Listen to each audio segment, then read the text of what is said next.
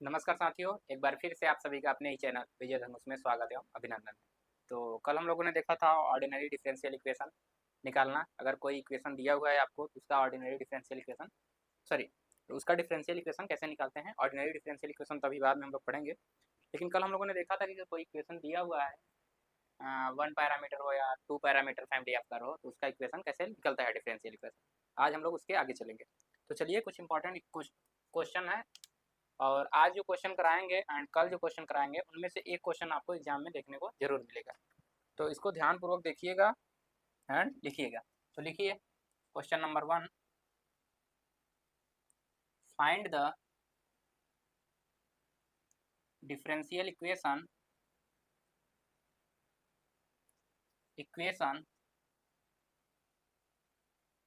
Of all the family of straight line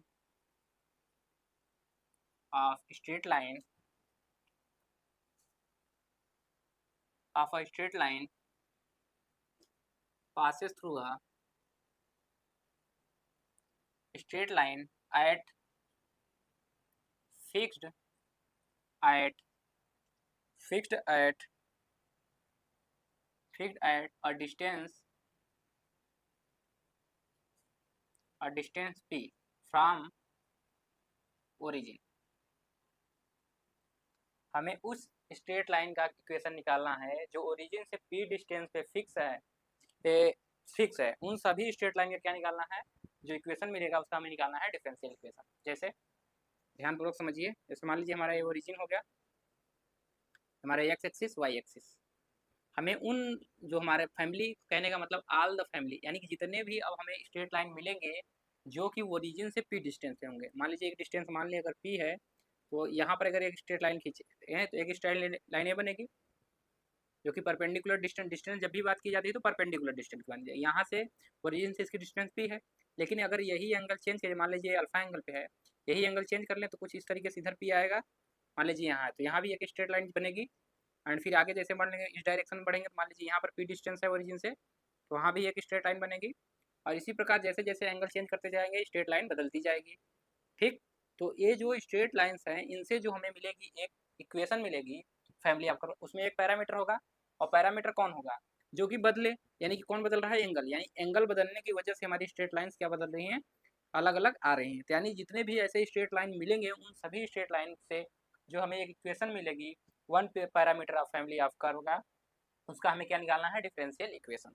तो चलिए, पहले सबसे पहले तो वही निकालना होगा इक्वेशन, तब उसके बाद उसका डिफरेंशियल इक्वेशन निकालेंगे। यानी ये क्वेश्चन, इस क्वेश्चन में सबसे पहले तो हमें स्ट्रेट लाइन का इक्वेशन निकालना होगा और उसके साथ साथ उसके बाद उसका डिफरेंशियल इक्वेशन। तो चलिए निकालते हैं। अब समझ में आ गया सभी को? चलिए तो बनाते हैं, डायग्राम बनाइएगा। ये हमारा एक्स एक्सिस, ये हमारा वाई एक्सिस। हम मान ले रहे हैं कोई हमारा लाइन है जो इस तरीके से पास कर रहा है और ओरिजिन से उसका डिस्टेंस क्या है, p है। इस तरीके से बनाइएगा ताकि दिखे कि यहाँ परपेंडिकुलर है, इस तरीके से। तो यहाँ से p है परपेंडिकुलर, तो ये डिस्टेंस p है और इसको मान ले रहे हैं अल्फा एंगल पे इस बार है। तो अगर ये अल्फा एंगल पे है, क्लियर, और इसको हम मान ले रहे हैं q। तो बताइए, अगर ये q हो गया तो यहाँ से डायरेक्ट परपेंडिकुलर डालिए पॉइंट q से एक्स एक्सिस पे। तो अगर इसकी बात करें तो ध्यानपूर्वक देखिए, ये अल्फा है तो हमारा ये ट्रेंगल इस तरीके से बनेगा, इसको कह दीजिए यम। और इधर से अगर इस पर परपेंडिकुलर डिस्टेंस डालें, इसको कह दीजिए यन। क्लियर, ये यम हो गया, ये यन हो गया। तो ये दूरी कितनी होगी, अगर ऐसे एंगल बनाए, ये हमारा क्या हो गया, यम, ये हमारा p, इसको q कह दें, और ये हमारा क्या है, ओरिजिन। क्लियर, और ये हमारा एंगल अल्फा है। तो आप जानते हैं जिधर से एंगल बनता है इधर क्या आ जाएगा, हमारा p cos अल्फा। चाहे आप ऐसे लगा लें, cos अल्फा इक्वल टू क्या लिखेंगे, आधार बटेकरण यानी बेस है, यानी कि ओ एम अपान हमारा क्या होगा, ओ क्यू। ओ एम हमें नहीं पता तो उससे हम कुछ क्या दे रहे हैं, एक्स, एंड ओ क्यू हमारा क्या है, p, यानी p। तो एक्स इक्वल टू हमारा क्या आ गया, p cos अल्फा। क्लियर, तो वही हमने यहाँ पर लिखा p cos अल्फा। यानी ये क्या हो गया, p cos अल्फा। तो अगर ये p cos अल्फा हो गया हमारा, तो अगर ये p cos अल्फा है तो इसका कोऑर्डिनेट, x कोऑर्डिनेट क्या हो जाएगा, p cos अल्फा। इसी प्रकार y इधर क्या होगा, p sin अल्फा। क्लियर, तो इसका कोऑर्डिनेट y कोऑर्डिनेट क्या हो जाएगा, p sin अल्फा। तो इस तरीके से हमारा p का कुछ क्या मिल गया, कोऑर्डिनेट मिल गया। तो कोऑर्डिनेट हमारा क्या हो गया, इसको अगर बनाना चाहे तो बना लीजिएगा साइड में। यानी क्यू का जो कोऑर्डिनेट आया वो P cos alpha and P sine alpha. और किसी भी स्ट्रेट लाइन का अगर हमें इक्वेशन से जब पता करना है तो हमें ये पता कर लेना होगा कि वो पॉइंट, वो लाइन कहाँ से पास कर रही है, और साथ साथ में इस लाइन का क्या पता कर लें, स्लोप। अगर कोई लाइन x कामा वाई से पास कर रहा है, x1 कामा y1 से, एंड उसका स्लोप m1 है, तो उसका इक्वेशन कैसे लिखा जाता है, y minus y1 equal to M into क्या लिखते हैं, x माइनस x1। इसी तरीके से निकालते हैं अगर स्लोप इसका m है तो हमें अब पॉइंट तो पता चल गया कि हमारा स्ट्रेट लाइन कहाँ से पास कर रही है, इस पॉइंट से पास कर रही है। अब हमें इसका स्लोप पता करना है। देखिए ए एंगल इतना है अल्फा, तो अगर जो हमारा ओ क्यू लाइन होगा इसका स्लोप क्या होगा, अगर मान ले m1 है, किसका स्लोप, ओ क्यू लाइन का, तो क्या आ जाएगा यहाँ पर टेन अल्फा, जो कि टेन अल्फा होता है वही क्या होता है स्लोप, यहाँ जाएगा टेन अल्फा। और अब जानते हैं कि दो ए लाइन और ए लाइन दोनों एक दूसरे से क्या है, परपेंडिकुलर, क्योंकि ये परपेंडिकुलर डिस्टेंस है। और दो लाइन्स परपेंडिकुलर कब कहे जाते हैं, जब उनके स्लोप का मल्टीप्लीकेशन -1 के बराबर हो जाए। और m1 हमें पता है क्या है, टेन अल्फा, तो यहाँ से क्या आ जाएगा, M tan alpha into m2 equal to -1, तो m2 इक्वल टू क्या आ जाएगा, -1 अपॉन टेन अल्फा। क्लियर। यानी यहाँ से दूसरे लाइन का भी हमारे इस लाइन का जो हमारा लाइन है उससे क्या पता चल गया, स्लोप। तो अब हम इसका इक्वेशन निकाल लेंगे। क्लियर। चलिए यहाँ से लिखते हैं। चलिए सोल्यूशन लिखिए इसका। ये जब भी पूछा जाएगा 5 नंबर में पूछा जाएगा तो इस बात का ध्यान रखिएगा। तो यहाँ से लिखेंगे लेट, माना Q be the foot of perpendicular drawn from कहाँ से ड्रॉ कर रहे हैं,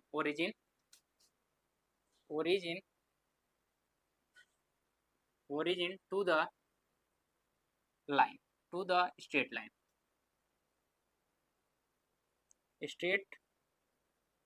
लाइन सच दैट, इस तरीके से हम लोग ड्रॉ कर रहे हैं कि जो हमारा क्या हो, ओ से क्यू की दूरी क्या हो जाए, ओ क्यू इक्वल टू क्या हमारा मिल जाए, पी के बराबर, O Q equal to P. Clear हो गई बातें यहाँ से, O Q equal to P. Let, यहाँ मान लेते हैं, let alpha be the angle between line O Q and X axis, या पॉजिटिव एक्स एक्सिस लिखिएगा, positive X axis. Then the slope of line O Q is, the slope of line O Q is क्या हो जाएगा, ओ Q equal to क्या हो जाएगा यहाँ पर, tan अल्फा, जिसको हम मान ले रहे हैं tan अल्फा, दैट इज, इसी को मान ले रहे हैं क्या, m1, तो m1 इक्वल टू हमारा क्या हो जाएगा, tan अल्फा। अब यहाँ से मानेंगे किसका लाइन, जो हमारे लाइन दी है उसका मान लेंगे slope. Let m2 be the slope of straight line, इसको नाम दे दीजिए कुछ, ए बी, यानी A Q B, straight line A Q B,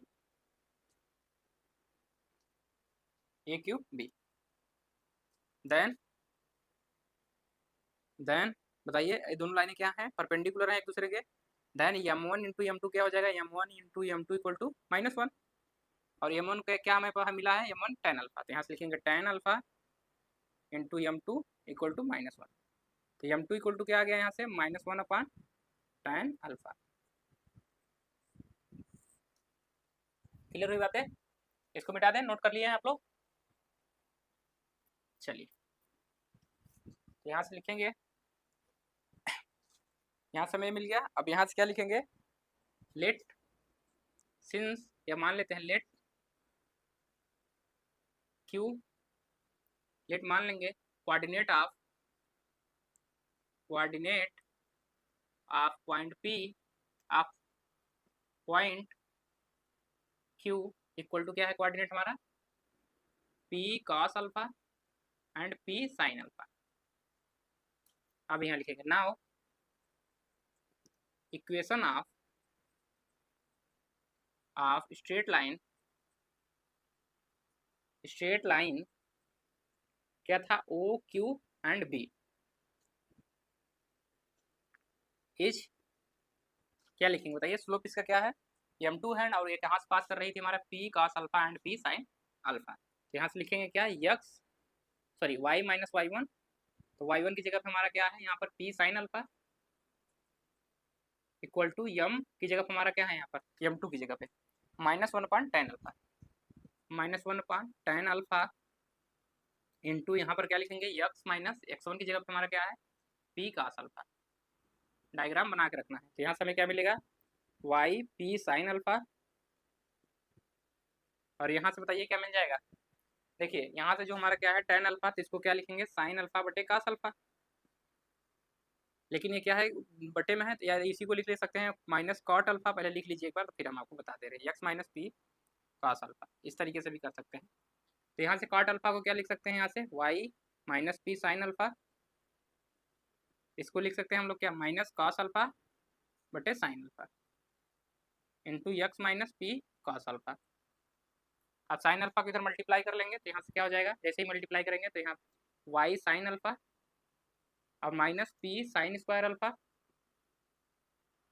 clear, equal to इधर हो गया मल्टीप्लाई करेंगे तो माइनस x cos अल्फा, यहाँ से minus minus plus p cos square alpha. अब देखिए इसको इस साइड लेते हैं, एक साइड कर लीजिए और इन दोनों को एक साइड कर लीजिए, मिटाए इसको। तो यहाँ से ध्यानपूर्वक देखिए क्या हो जाएगा हमारा, यहाँ से y sine alpha plus x cos alpha, इसको इस साइड लेते आए, ठीक, इक्वल टू इधर देखिए p, देखिए cos स्क्वायर अल्फा है, p यहाँ भी है p यहाँ भी है, p हम कॉमन ले रहे हैं तो यहाँ पर बचेगा cos square alpha plus sign square alpha, और आप जानते हैं cos square theta and sine square theta बराबर क्या होता है 1, तो एंगल इक्वल है दोनों में, तो x की वैल्यू क्या हो जाएगी 1 के बराबर, तो यानी यहाँ से हो जाएगा x cos alpha plus y sine alpha equal to यहाँ पर p, क्लियर, क्योंकि यहाँ पर ये हो जाएगा 1, तो हमारी स्ट्रेट लाइन की इक्वेशन मिल गई। यहाँ पर पैरामीटर क्या होगा, p पैरामीटर होगा नहीं, क्योंकि p जो है हमारा डिस्टेंस जो है वो क्या है फिक्स है, क्योंकि p को हम ऐसे वेरी तो करा नहीं रहे हैं, वो एक फिक्स पॉइंट है, जबकि हमारा अल्फा क्या हो रहा है चेंज हो रहा है। यहाँ पर देखिए ये हमारी क्या थी एक्सिस, और यहाँ से p डिस्टेंस पे किसी भी स्ट्रेट लाइन का क्या करना है हमें लाइन डालना है जिसकी डिस्टेंस ओरिजिन क्या हो p डिस्टेंस हो, तो इसे फिक्स करके इसको ऐसे ऐसे घुमाते चले जाइए तो ये डिस्टेंस थोड़ी बदलेगा, इसको इधर रोटेट कराएंगे तो यहाँ आ जाएगा लेकिन इसका डिस्टेंस नहीं बदलेगा, तो ये कुछ इस तरीके से होगा और एक स्ट्रेट लाइन ऐसे मिलेगी, फिर इसको ऐसे चेंज करेंगे तो यहाँ भी एक स्ट्रेट लाइन मिलेगी, इसको ऐसे चेंज करेंगे तो यहाँ एक स्ट्रेट लाइन मिलेगी, लेकिन ये डिस्टेंस हमारी p है तो बदल क्या रहा है अल्फा, यानी अल्फा यहाँ था फिर अल्फा यहाँ हुआ, तो जो यहाँ पर आर्बिट्रेरी कांस्टेंट होगी किसकी वजह से हमें फैमिली मिल रही है स्ट्रेट लाइन की, अलग अलग स्ट्रेट लाइन मिल रही है अल्फा की वजह से, यानी यहाँ पर क्या है अल्फा क्या है हमारा आर्बिट्रेरी कांस्टेंट, तो यहाँ लिखेंगे इक्वेशन नंबर 1, यहाँ लिखेंगे here alpha is the, here alpha क्या है हमारा आर्बिट्रेरी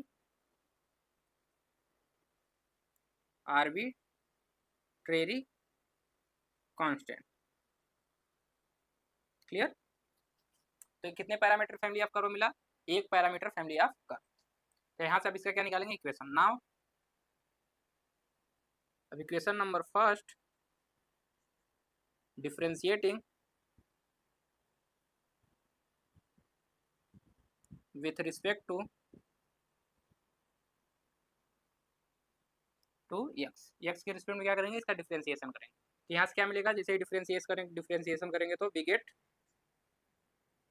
बताइए इसका करेंगे तो क्या मिलेगा, अल्फा हमारा आर्बिट्रेरी कांस्टेंट है तो अल्फा को इधर बाहर करेंगे और ये क्या बचेगा हमारा x, तो यानी x का होगा तो यहाँ बचेगा cos अल्फा प्लस इसका करेंगे तो देखिए y हमारा यहाँ पर है तो y को लिख सकते हैं y डैश, इसका मतलब क्या होता है dy/dx, तो अब जब भी लिखेंगे हम y डैश लिखेंगे, इतना बड़ा लिखने से अच्छा है कि y डैश लिख लें, आपका समय भी बचेगा, तो इसको लिखेंगे y dash into sine alpha हमारा रहेगा ही क्योंकि एक आर्बिट्रेरी कांस्टेंट के साथ है इस वजह से, एंड p भी हमारा कांस्टेंट है जिसकी वैल्यू क्या हो जाएगी 0, तो यहाँ से हमें मिल जाएगा ये, तो यहाँ से निकालेंगे तो y डैश इक्वल टू क्या मिलेगा, देखिए इधर इसको ले आएंगे तो इधर इसको ले आएंगे तो इधर होगा माइनस cos अल्फा और बटे में देखिए साइन अल्फा है तो इसको बटे में ले चलेंगे जाएंगे तो यहाँ हो जाएगा साइन अल्फा, क्लियर, इसको पहले इस साइड ले आए इधर ले आया तो ये हो गया माइनस कास अल्फा, इधर मल्टीप्लीकेशन में था इसको कर दिए इसके बटे में, ठीक। तो यहाँ से क्या मिल जाएगा हमें, ये मिलेगा माइनस कॉट अल्फा, क्लियर। तो यहाँ से हमें क्या मिल गया,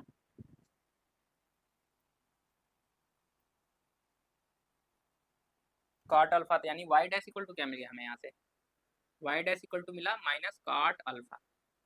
तो अगर कॉट अल्फा है तो इसको कैसे लिख सकते हैं, वाई डैश इक्वल टू लिख सकते हैं माइनस 1/10 अल्फा, कॉट को क्या लिखते हैं 1/10, तो tan अल्फा, तो यहाँ से क्या मिल जाएगा, इसको इधर लेते आइए और इसको इधर, तो यहाँ से tan अल्फा इक्वल टू क्या मिल जाएगा 1/-1/वाई डैश, क्लियर। और हमें क्या मिला है इक्वेशन, इक्वेशन आप देखिए X cos alpha plus Y sine alpha equal to P, और हम जानते हैं कि जो हमारा डिफरेंशियल इक्वेशन मिलना चाहिए उसमें आर्बिट्रेरी कांस्टेंट नहीं होना चाहिए, तो यहाँ पर आर्बिट्रेरी अभी कांस्टेंट है तो इसको रिमूव करना होगा। तो कैसे रिमूव करेंगे उसको ध्यान रखिए, अगर tan अल्फा बराबर इतना है तो एक एंगल बना लीजिए, ट्रेंगल, राइट एंगल ट्रेंगल, जिसमें एक अल्फा रखिए और tan अल्फा इक्वल टू है, तो tan अल्फा इक्वल टू क्या होता है लंब बटे आधार, ठीक, यानी परपेंडिकुलर अपॉन बेस। तो परपेंडिकुलर क्या है -1 और हमारा बेस क्या है वाई डैश, क्लियर, यही है। तो यहाँ साइन अल्फा क्या आ जाएगा बताइए, तो इतना है, तो नाउ साइन अल्फा क्या होगा आधार बटे कर्ण, तो आधार हमारा यहाँ क्या है बेस बटे हाइपोटेनियस, तो बेस क्या है वाई डैश, इसको इसको निकालना होगा, क्या लिखेंगे अंडर रूट 1 + y², यही होगा, इसका स्क्वायर प्लस इसका स्क्वायर, तो अंडर रूट क्या आ जाएगा हमारा, इसको लिखेंगे तो आधार बटे कर्ण होता है, तो आधार साइन अल्फा लिखेंगे तो लंब बटे कर्ण यानी परपेंडिकुलर अपॉन हाइपोटेनियस यानी -1/√1 + y², एंड यहीं पर cos अल्फा निकाल लें, क्योंकि sine alpha and cos alpha यहाँ पुट कर देंगे तो हमारा आर्बिट्रेरी कांस्टेंट हट जाएगा। तो cos अल्फा इक्वल टू हमारा क्या आ जाएगा 1/√, cos अल्फा बराबर क्या होगा बेस अपॉन हाइपोटेनियस, तो y dash upon 1 + y², clear. इसको बनाना है ट्रायंगल को, तो इस तरीके से ट्रायंगल बना लीजिएगा, कोई नाम देना चाहे दे दीजिए, PQRS दे दें, P तो यहाँ यूज कर लिए हैं तो कुछ और नाम दे दीजिए, M1 N1, इसको नाम दे दीजिए N2, इस तरीके से ट्रायंगल आपने बना लिया, ये हमारा मिल गया। तो यहाँ से जैसे ही आएगा साइन अल्फा बराबर इतना एंड cos अल्फा बराबर इतना, तो इसको क्या करेंगे पुट करेंगे, तो इसको लिख लीजिए, कोई इक्वेशन बना लीजिए, इसको इक्वेशन नंबर सेकेंड एंड इसको थर्ड, यहाँ से लिखेंगे from first second and third. ये समझ में आया सभी को कैसे लिखा गया है ये, इसकी वजह से, ठीक, ये तो इंटर में भी आप लोग करते होंगे ऐसे। तो यहाँ से हमारा क्या आ जाएगा, जैसे ही रखेंगे यक्स cos अल्फा की जगह क्या रखना है Y dash upon √1 + y² plus Y, और साइन अल्फा की जगह क्या रखना है इंटू -1/√1 + y² इक्वल टू में p, क्योंकि हमें अल्फा कैसे भी रिमूव करना था, और ये ट्रिगोनोमेट्री फंक्शन के अंतर्गत है, जैसे tan अल्फा tan के अंदर है, तो उसे हटाने के लिए हमें क्या करना होगा sine alpha and cos alpha में चेंज कर लें, क्योंकि हमें पता है x cos alpha plus y sine alpha बराबर इतना था, तो यहाँ से जैसे ही चेंज करेंगे इसकी वैल्यू क्या हो जाएगी, यहाँ से देखिए अब x into Y dash plus minus यहाँ हो जाएगा y, अब देखिए ये दोनों में कॉमन है, इसको इस साइड मल्टीप्लीकेशन कर ले सकते हैं, यानी p इंटू √1 + y²। अगर y डैश को कैसे लिख सकते हैं x इंटू dy/dx, अब देखिए y इधर माइनस में इधर लेते आइए तो हो जाएगा प्लस इंटू p √1 + y², यही हमारा क्या हो गया डिफरेंशियल इक्वेशन हो गया। चाहे y डैश के रूप में भी लिखेंगे तो भी कोई दिक्कत नहीं, अथवा इसको ऐसे भी लिख सकते हैं x into Y dash equal to y plus p √1 + y², यही हमारा क्या हो गया रिक्वायर्ड डिफरेंशियल इक्वेशन, यही हमारा क्या हो गया आंसर। इसे नोट कर लीजिए, फिर दूसरे क्वेश्चन पे चलते हैं। नोट हो गया सभी का, सभी को समझ में आया है, चलिए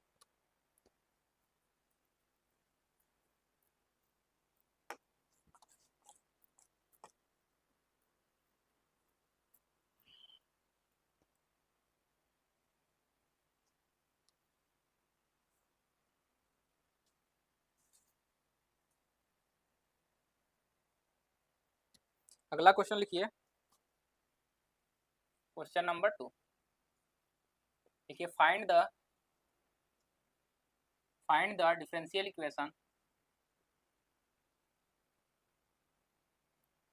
इक्वेशन आज और कल में जो करा रहे हैं तो 5 नंबर फिक्स ही समझिए, ठीक, क्योंकि इसमें से क्वेश्चन आपको देखने को मिलेगा। Differential equation of all the family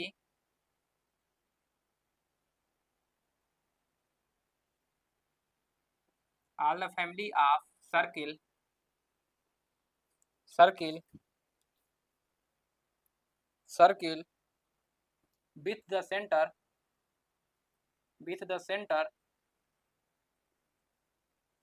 center on the x axis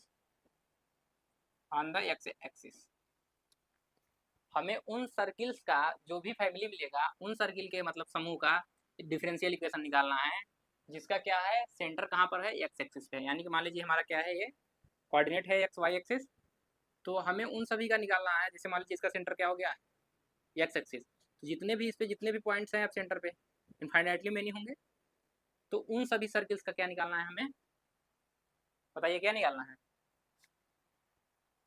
equation निकालेंगे और उसके बाद उसका डिफरेंशियल इक्वेशन। आप जानते हैं कि जनरल इक्वेशन क्या होता है X square plus Y square plus 2gx plus 2fy plus C equal to 0, जहाँ पर माइनस जी कामा माइनस एफ क्या होता है सर्किल का सेंटर होता है। लेकिन कह रहा है कि जो हमारा सेंटर है वो कहाँ जाना चाहिए एक्स एक्सिस पे, यानी अब जो भी सर्किल हमें मिलेगी वो कहाँ होना चाहिए एक्स एक्सिस पे। तो जैसे ही होगा यानी ये कोऑर्डिनेट क्या होगा इसका 0 हो जाएगा, यानी 0 comma minus F. Clear, sorry X coordinate तो 0 नहीं होगा, क्या होगा वाई कोऑर्डिनेट इसका क्या हो जाएगा 0, क्योंकि सेंटर कहाँ पर आ गया एक्स एक्सिस पे वाई का जो वाई कोऑर्डिनेट होता है वो 0 होता है, यानी माइनस जी कामा 0, यानी जिसका सेंटर क्या हो माइनस जी एंड माइनस जी कामा 0 हो। तो अब जो भी सर्किल मिलेगा यहाँ सर्किल बनते चले जाएंगे, आप बनाते चले जाइए सर्किल। क्लियर है, इस तरीके से सर्किल बनाते चले जाएंगे। तो जो भी सर्किल मिलेगा इन सभी सर्किल्स का जो फैमिली मिलेगी एक, इन सभी का जो समूह मिलेगा उनसे एक इक्वेशन बनाएंगे। जो इक्वेशन मिलेगा जनरल इक्वेशन उसका क्या निकालेंगे हम लोग, उसी का डिफरेंशियल इक्वेशन। तो चलिए लिखते हैं इसका सोल्यूशन। ठीक, फैमिली कहने का मतलब यही है। जैसे हमारा एक किसको रिप्रेजेंट करता है X square plus Y square plus 2gx plus 2fy plus C equal to 0। ये उन सभी सर्किल्स को रिप्रेजेंट करता है जिनका सेंटर का हो माइनस जी कामा माइनस एफ। ये कोई पर्टिकुलर वैल्यू तो है नहीं, यानी जो भी सर्किल होगा मान लीजिए एक सर्किल ये हो गया, एक सर्किल ये हो गया, एक सर्किल ये हो गया। यहाँ पर पैरामीटर कौन कौन से हैं, जी हो गया हमारा, एफ हो गया एंड सी हो गया। ये सारे सारे क्या हो जाएंगे पैरामीटर्स। तो यहाँ पे बहुत सारे सर्किल होंगे जिनके काम क्या होंगे माइनस जी कामा माइनस एफ, जिनके जिनके सेंटर होंगे माइनस जी कामा माइनस एफ। हो सकता है रेडियस सबका अलग अलग हो। जैसे यहाँ पर एक बनाया हम सेंटर माइनस जी कामा एफ, हमने क्या बनाया माइनस जी कामा माइनस एफ। मान लिया इसका रेडियस मान लीजिए R1 है, दूसरा बनाया हमने क्या है उसका रेडियस R2, अगला बना दिया R3, अगला बना दिया R4, अगला बना दिया R5।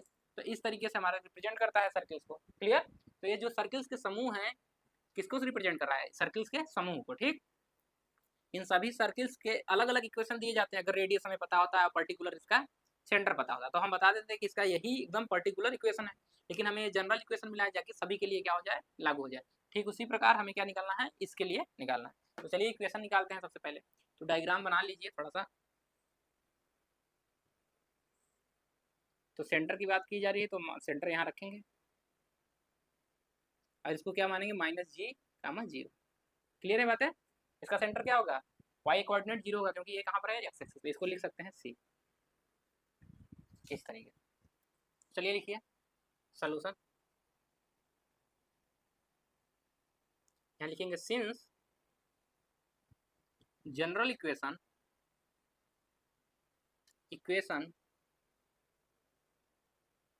ऑफ सर्किल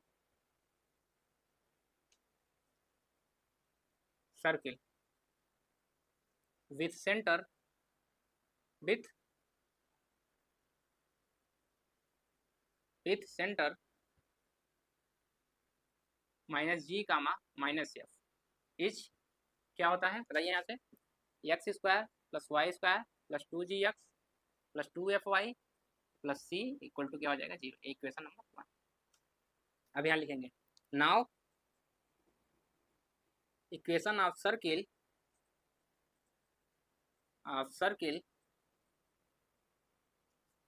या ऐसे लिखिए now equation of all the family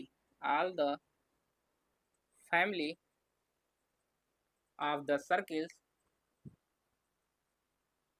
with center on x axis is क्या हो जाएगा बताइए यहाँ से X square plus Y square plus 2gx। इसकी वैल्यू क्या हो जाएगी एक कोऑर्डिनेट है तो 0 हो जाएगा। तो यहाँ पर जैसे ही y की वैल्यू यहाँ पर 0 होगी एक्स कोऑर्डिनेट पे आपकी वैल्यू 0, तो यहाँ पर ये वैल्यू 0 हो जाएगी, यानी यहाँ क्या बचेगा plus C equal to 0। Equation number second. और ये जो हमारा इक्वेशन नंबर सेकेंड है, इसी का हमें क्या निकालना है यहाँ पर, डिफरेंशियल इक्वेशन। तो यहाँ से लिखेंगे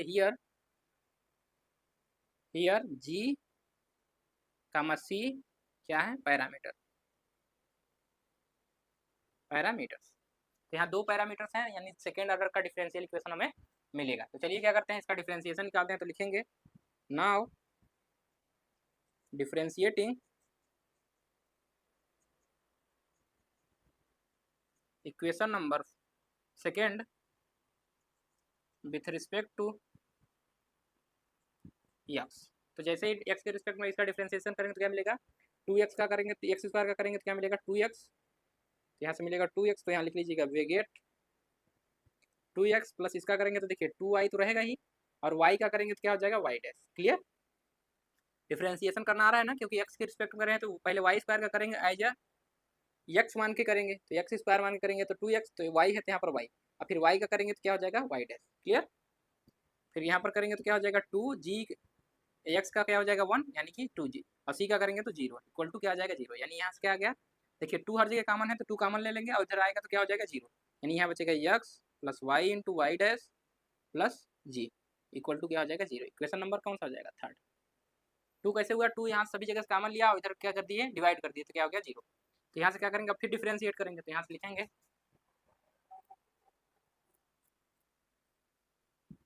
इक्वेशन नंबर थर्ड, लिखिए अगेन डिफरेंशिएटिंग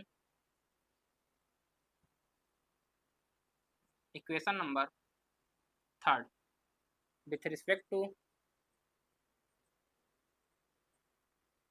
एक्स। तो जैसे ही इसको डिफरेंशिएट करेंगे तो क्या मिलेगा, एक्स है तो एक्स की वैल्यू क्या हो जाएगी, यहाँ से वी गेट एक्स की वैल्यू हो जाएगी 1 प्लस, यहाँ देखिए अब इसका करेंगे दो, इसमें क्या है मल्टीप्लीकेशन में है, तो मान लीजिए y को बाहर कर रहे हैं तो y डैश को करेंगे तो ये y डैश क्या हो जाएगा डबल डैश में, एंड y डैश को बाहर करेंगे y का करेंगे तो क्या होगा y डैश था ही, एंड y का कर रहे हैं तो क्या जा रहा है y डैश, अब फिर यहाँ से प्लस, अब देखिए 2g है, g क्या है कांस्टेंट है, आर्बिट्रेरी कांस्टेंट, यानी इसकी वैल्यू 0, और यहाँ से क्या आ जाएगी 0, यानी इसका डिफरेंशिएशन 0 हो गया, यानी यहाँ क्या बचा 1 plus Y into Y double dash plus Y dash का होल स्क्वायर, क्योंकि Y dash into Y dash क्या है, वाई डैश का होल स्क्वायर इक्वल टू 0, यानी इसे यहाँ से जो हमें डिफरेंशियल इक्वेशन बना 1 plus Y into d two I बटे d x square and plus d y by d x का होल स्क्वायर इक्वल टू 0, यही हमें क्या मिल गया डिफरेंशियल इक्वेशन किसका, उन सभी सर्किल्स के फैमिली का जिनका कि सेंटर कहाँ पर है, ये एक्स एक्सिस पे है। तो इसे नोट कर लीजिए, यही हमारा आंसर हो जाएगा। नोट हो गया सभी का, आगे बढ़े। आप प्रीवियस ईयर क्वेश्चन उठा के देख लीजिए, जो इलाहाबाद यूनिवर्सिटी में है वो भी, एंड जो कि इसी में है वो लोग भी, एंड इलाहाबाद यूनिवर्सिटी एंड ईश्वर शरण डिग्री कॉलेज ISDC जिसे कहते हैं, एंड ADC CMP सभी लोगों में जो इलाहाबाद यूनिवर्सिटी का पेपर होगा वही पेपर चलेगा, और इसी में उनका सेमेस्टर वाइज है, तो अपना सेमेस्टर वाइज देख लें। तब अगले क्वेश्चन पे हम लोग बढ़ेंगे, यहाँ बस चेंज होगा differential find the all the family, अब यहाँ से हम लोग चेंज करेंगे, नेक्स्ट क्वेश्चन पे बढ़ेंगे। तो लिखिए all the family of circles, बस अब हमें सभी सर्किल्स का क्या निकालना है, डिफरेंशियल इक्वेशन। क्लियर, जितने भी सर्किल हैं उनसे जो फैमिली बनेगी उनका हमें क्या निकालना है, डिफरेंशियल इक्वेशन। यानी यहाँ पर कोई रिस्ट्रिक्शन नहीं है कि हमारा क्या है सेंटर, यानी कि सेंटर हमारा क्या होगा अब g minus minus f minus g minus F. Clear, यानी हमें जो हमारा जनरल इक्वेशन था x square plus Y square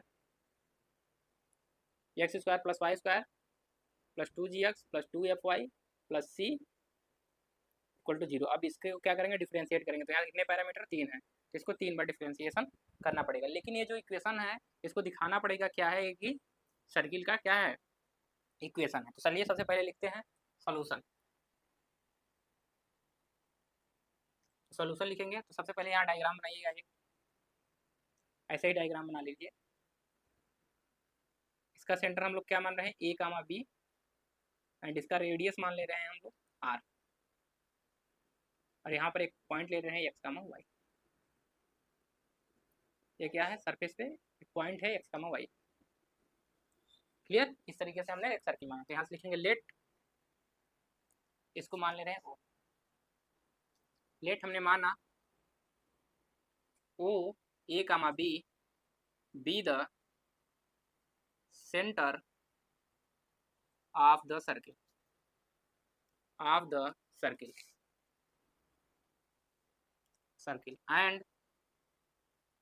and r be the radius of the circle इसको r मान लीजिए, रेडियस ऑफ द सर्किल। अब यहाँ से लिखेंगे लेट, इसको कुछ नाम दे दीजिए पॉइंट p। लेट हमने माना p x, y be the point on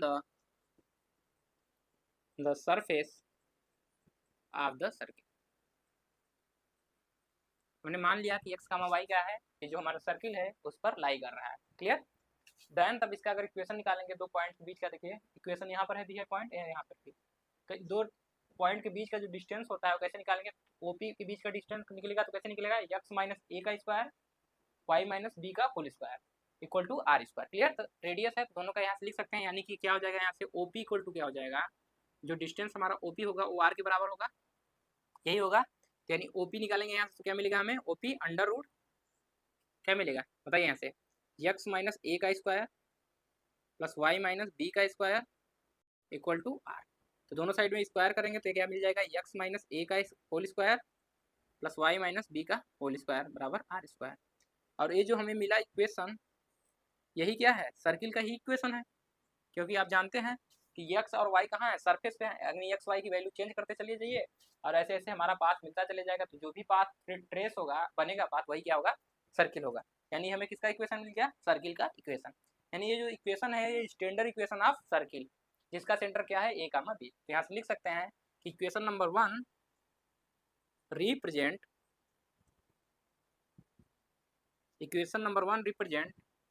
equation of circles, या लिख सकते हैं equation number 1 represent standard equation of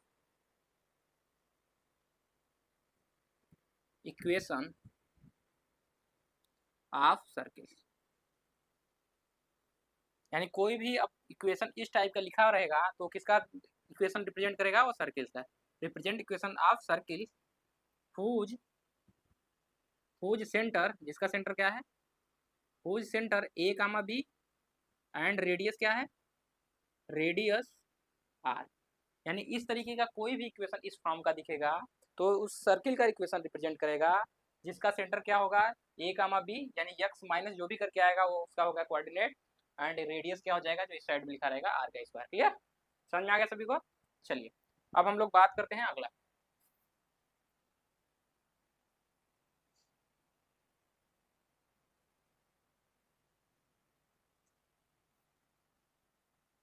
आगे चर्चा करते हैं। लेट मान लेते हैं यहाँ से, let P x comma Y be satisfy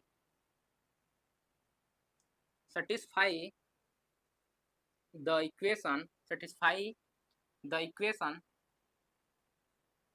satisfy the following equation, या लिख सकते हैं satisfy the इक्वेशन कौन सा इक्वेशन है, x square plus Y square plus 2gx plus 2fy plus c equal to 0। इसको मान लिया इक्वेशन नंबर 1, इसको सेकंड। यानी जो हमारा x कामा y किसको सेटिस्फाई कर रहा है, इस इक्वेशन को। अगर इस इक्वेशन को हम इस फॉर्म में रिड्यूस कर पाए तो क्या हो जाएगा, ये क्या हो जाएगा, ये भी किसको रिप्रेजेंट करने लगेगा, सर्किल को। ठीक, तो चलिए इसको रिड्यूस करते हैं। तो क्या करें, इसे कैसे बना सकते हैं, तो यहाँ क्या करते हैं हम लोग, एक्स स्क्वायर है ही, यहाँ देखिए 2gx है तो इसको x वाले को एक साथ रखिए, 2 इंटू जी इंटू एक्स है। तो ये दिख रहा होगा आपको a square plus B square plus 2ab। तो इसका फार्मूला किसके बराबर होता है, a प्लस बी का होल स्क्वायर। लेकिन यहाँ पर माइनस कर दें तो क्या हो जाएगा, माइनस 2ab, यानी a माइनस बी का होल स्क्वायर। हमें इसी फॉर्म का बनाना है ताकि हमारा क्या आ जाए, सेंटर एंड रेडियस। यहाँ x दिख रहा है, यानी हमें जरूरत किसकी है, यहाँ पर g है, यानी कि g का स्क्वायर करें, यानी प्लस जी स्क्वायर जोड़ दें एंड साथ साथ में माइनस जी स्क्वायर घटा दें, तो ये हमारा बन जाएगा। प्लस यहाँ पर वाई स्क्वायर है तो वाई स्क्वायर रखेंगे ही, और प्लस यहाँ पर क्या है 2 इंटू एफ इंटू वाई, और यहाँ पर माइनस है तो यहाँ पर लिखेंगे प्लस, और यहाँ पर प्लस है तो प्लस ही रखेंगे। लेकिन हमें चाहिए क्या, प्लस 2gx है, यानी हाँ ठीक है, तो ऐसे ही रखेंगे। यहाँ पर क्या रखेंगे, हमें चाहिए एफ स्क्वायर, तो एफ स्क्वायर ऐड करेंगे और माइनस एफ स्क्वायर सब्ट्रैक्ट कर देंगे, तो हमें कोई इक्वेशन पे प्रभाव नहीं पड़ेगा। क्लियर? तो यहाँ से हमारा क्या हो गया, यहाँ तक हम लिख पाएंगे, बच्चा क्या सी को इस साइड लेते चले आइए, तो यहाँ से हो जाएगा एस माइनस सी। क्लियर? किसी को कोई दिक्कत तो नहीं है समझने में? अब देखिए यहाँ से यहाँ तक क्या बनेगा, x minus x plus G का होल स्क्वायर, और ये भी बनेगा, यहाँ से क्या मिल जाएगा वाई प्लस एफ का होल स्क्वायर, और यहाँ से माइनस जी स्क्वायर बचेगा, यहाँ से माइनस एफ स्क्वायर, यानी इधर लेते आइए तो ये माना माइनस सी प्लस इधर हो जाएगा g square plus f square. Clear? तो यहाँ से आप क्या लिख पाएंगे बताइए, यहाँ से इसको हम लोग लिख सकते हैं एक्स प्लस, सॉरी यहाँ माइनस कर लीजिए और इसको ब्रैकेट में माइनस जी लिख सकते हैं का होल स्क्वायर, प्लस इसको कैसे लिख सकते हैं वाई माइनस माइनस एफ का होल स्क्वायर, इधर क्या लिख सकते हैं, इसको रूट में लिख सकते हैं g square plus f square minus c का होल स्क्वायर लिख सकते हैं, क्योंकि जैसे ही स्क्वायर करेंगे तो ये बन जाएगा। और इस इक्वेशन को देखिए और इस इक्वेशन को देखिए, क्या दोनों इक्वेशन सेम दिख रहे हैं, एक ही फॉर्म का दिख रहे हैं, क्योंकि यहाँ पर एक्स ए की जगह क्या है माइनस जी, और यहाँ बी की जगह क्या है माइनस एफ, और रेडियस की जगह आर की जगह क्या है g under root g square plus f square minus c square. तो इक्वेशन नंबर हमारा सेकंड हो गया। तो ये अब लिखेंगे equation number second represent equation of circle. यहाँ से लिखेंगे equation number second represent equation of circles whose center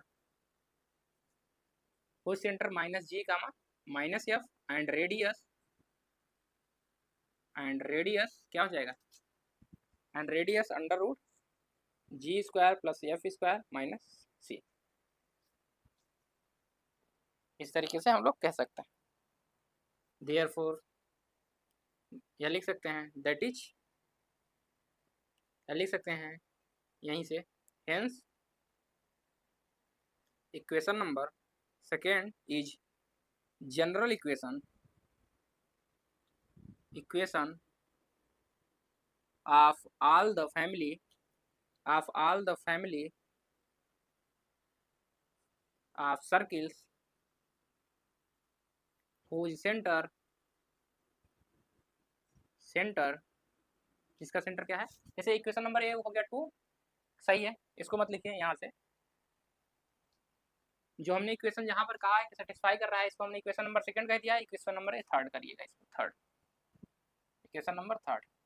तो जो हमारा इक्वेशन नंबर थर्ड है सर्किल का रिप्रेजेंट कर रहा है, और इस इक्वेशन को हमने कहाँ से पाया है, यही इक्वेशन तो था यहाँ पर जो कन्वर्ट करके हम लिखे हैं, तो यह क्या है, दोनों इक्वेशन अलग अलग है, एक ही इक्वेशन है, बस इसके क्या है फॉर्म अलग है, रूप अलग है। क्लियर? तो यही इक्वेशन यानी कि इक्वेशन नंबर सेकंड भी क्या है सर्किल को रिप्रेजेंट कर रहा है, तो इसको इक्वेशन नंबर थर्ड लिखिएगा, और फिर यहाँ से लिखेंगे देयरफॉर, इसीलिए इक्वेशन नंबर जो हमारा क्या है second, equation number second is the equation of circle, equation of circles whose centre यही लिखेंगे minus whose centre minus ji comma minus f and radius under root क्या लिखेंगे g square plus f square minus c. हमें पता चल गया कि जो हमारा इक्वेशन नंबर सेकंड है वो भी क्या है सर्किल का इक्वेशन है। तो चलिए अब इसी इक्वेशन का क्या करना होगा, हमें डिफरेंशियल इक्वेशन निकालना पड़ेगा। इक्वेशन नंबर जो हमारा सेकंड है उसका निकालेंगे, तो इस यहाँ पर लिखने के बाद जस्ट इसको लिखेंगे और ये इक्वेशन हटा देंगे, इक्वेशन नंबर जो सेकंड है यहाँ से, तो नाउ करके लिखिएगा, नाउ फ्रॉम इक्वेशन सेकंड लिख लीजिएगा, नाउ फ्रॉम इक्वेशन सेकंड, और फिर इस इक्वेशन को लिखिएगा, here G F C parameter meters. Clear? अब क्या निकालेंगे, इसका हमें डिफरेंशियल इक्वेशन चाहिए, तो इसको कितनी बार डिफरेंशिएट करेंगे बताइए, जितने पैरामीटर्स होते हैं उतनी बार इस इक्वेशन को क्या करेंगे डिफरेंशिएट करेंगे, तो जो हमें इक्वेशन मिलेगी डिफरेंशियल इक्वेशन जो कि इन सभी से क्या हो फ्री हो, यानी उसमें प्रेजेंट ना हो, तो वो डिफरेंशियल इक्वेशन इसका क्या कहा जाएगा डिफरेंशियल इक्वेशन, या आर्बिट्रेरी कांस्टेंट भी कह सकते हैं, या पैरामीटर्स जो कहना चाहें वो कह सकते हैं। तो अब इस इक्वेशन को कितनी बार करेंगे, इसको मान लीजिए इक्वेशन नंबर 4, इसको कितनी बार डिफरेंशिएट करेंगे 3 बार। तो चलिए डिफरेंशिएट करते हैं, तो लिखिए differentiating equation number 4 with respect to X. तो जैसे इसको एक्स के रिस्पेक्ट में डिफ्रेंशिएट करेंगे तो एक्स क्या हो जाएगा 2x, वाई क्या करेंगे तो 2y, और यहाँ पर करेंगे तो देखिए 2g, क्योंकि x का हो जाएगा 1, यहाँ पर करेंगे 2f, y का करेंगे तो क्या आ जाएगा y डैश, और प्लस c का करेंगे तो 0, यानी कि हो जाएगा 0 के बराबर। यहाँ से करेंगे तो ऐसे आ जाएगा 2, देखिए कॉमन हो जाएगा हर जगह से, तो यहाँ बचेगा x plus Y plus G plus 2f, sorry F Y dash equal to 0, क्योंकि 2 इधर आज के डिवाइड होगा तो क्या हो जाएगा 0। अब इस इक्वेशन को हमको करना है सॉल्व, तो क्या करेंगे इसको एक बार और डिफरेंशिएट करेंगे, तो इसको मान ले रहे हैं इक्वेशन नंबर 5, तो लिखेंगे अगेन डिफरेंशिएटिंग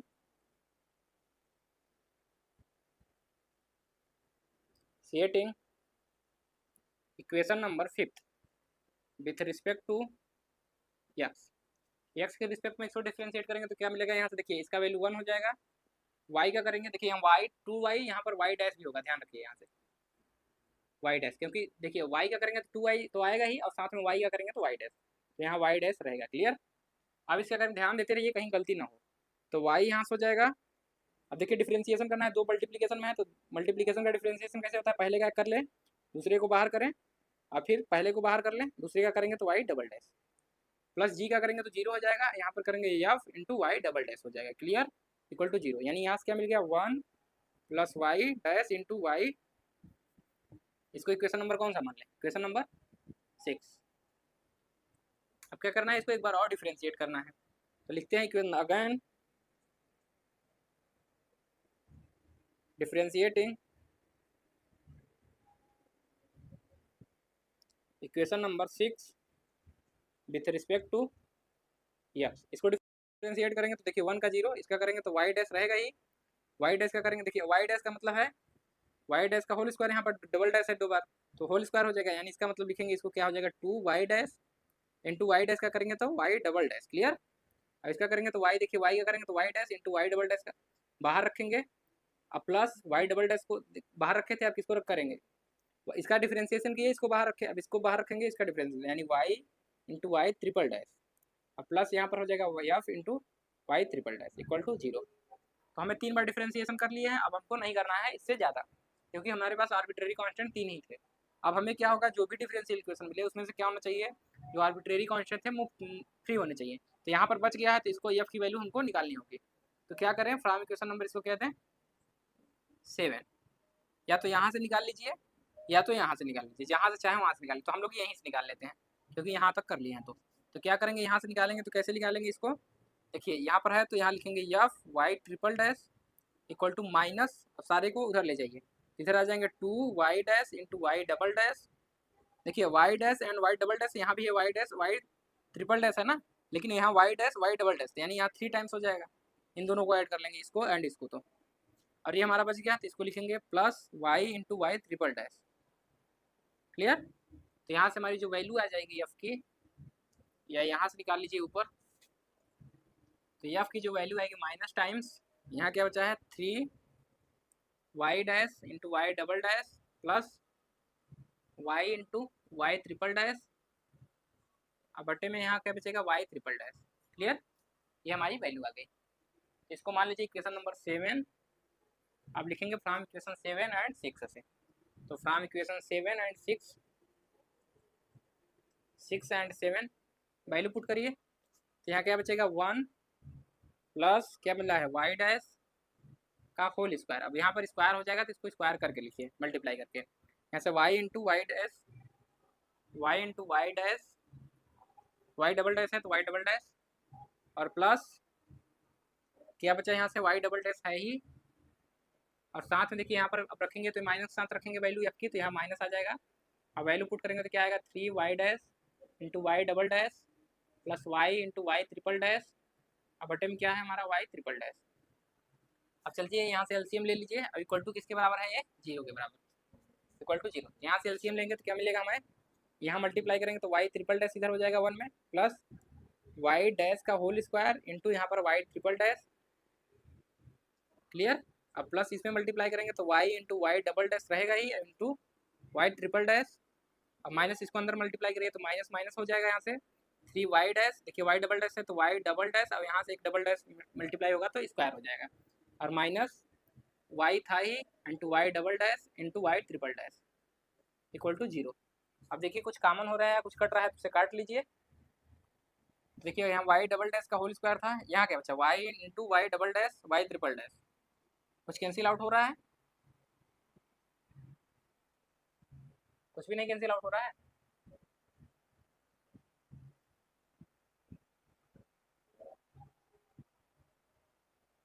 देखिए देखिए यहाँ से सेकेंड टर्म देखिए ये वाला एंड इस टर्म को देखिए दोनों को।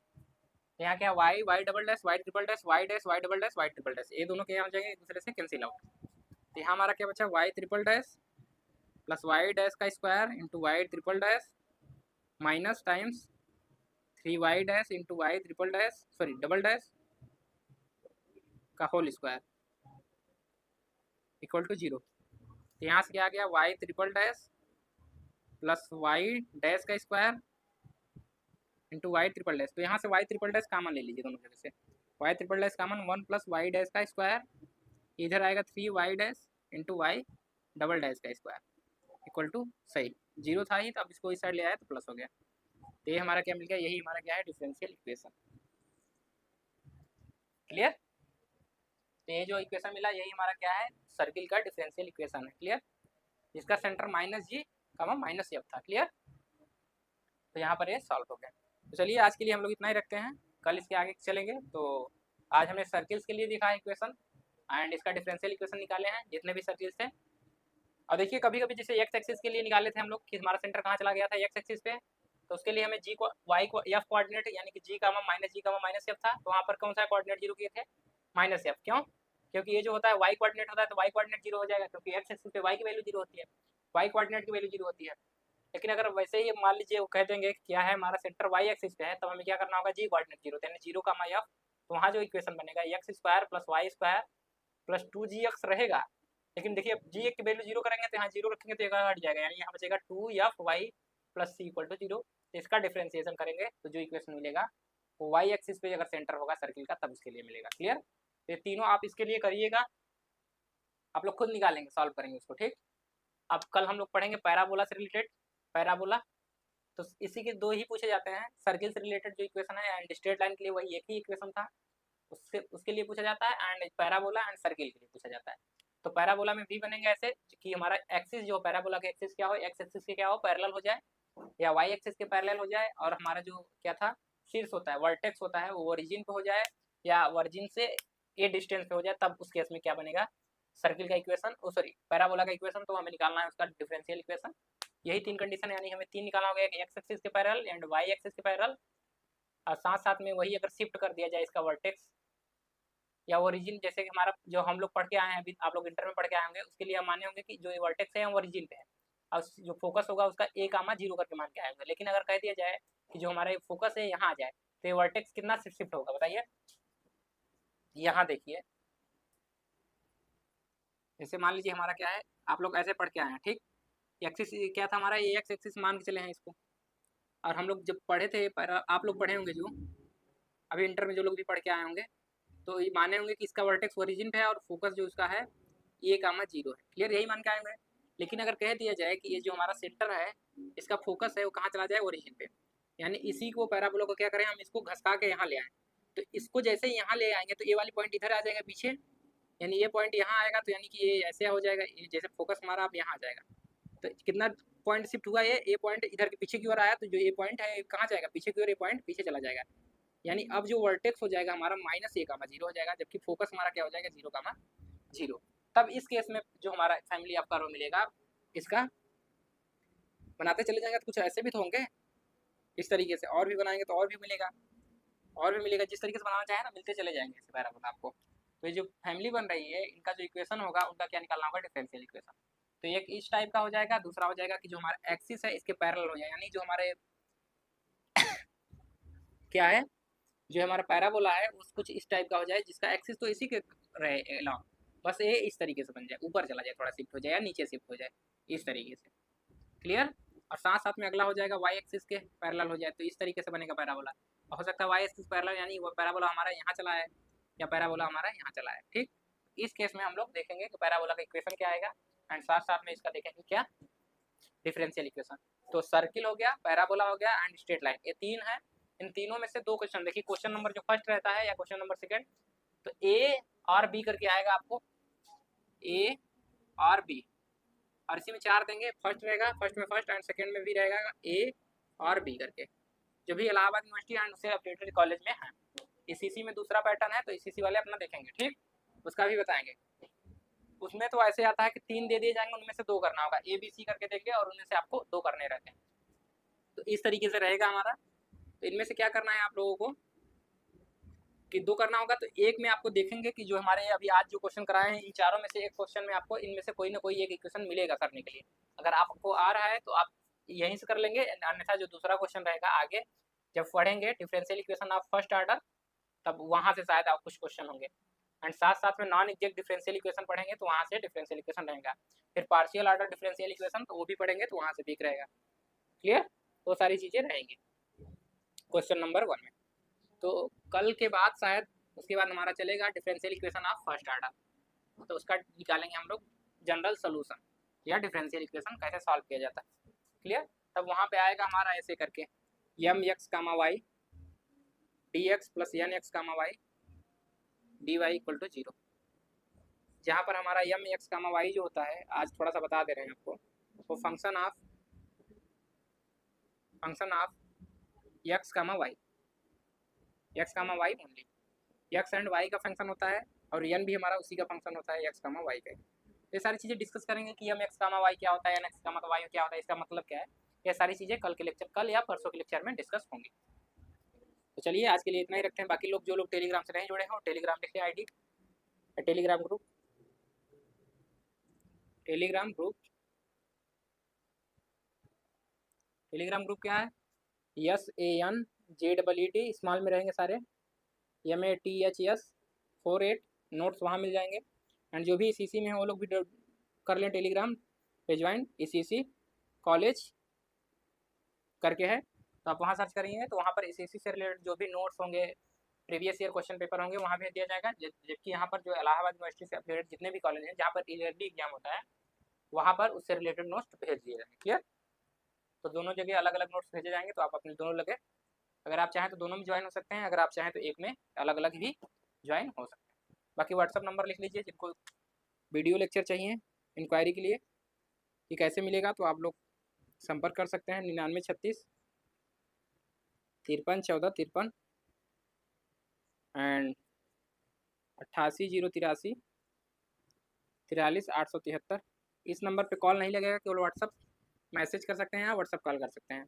इस पर व्हाट्सअप पर कॉल भी कर सकते हैं, ऐसे भी नॉर्मल भी कॉल कर सकते हैं। अगला नंबर लिख लीजिए 88 083 23 920। इस नंबर पे कॉल करेंगे तो हमसे बात हो जाएगी, आपको जो पूछना हो पूछ सकते हैं। क्लियर, चलिए आज के लिए इतना ही रखते हैं। बाकी वीडियो देखने के लिए आप सभी का बहुत बहुत धन्यवाद।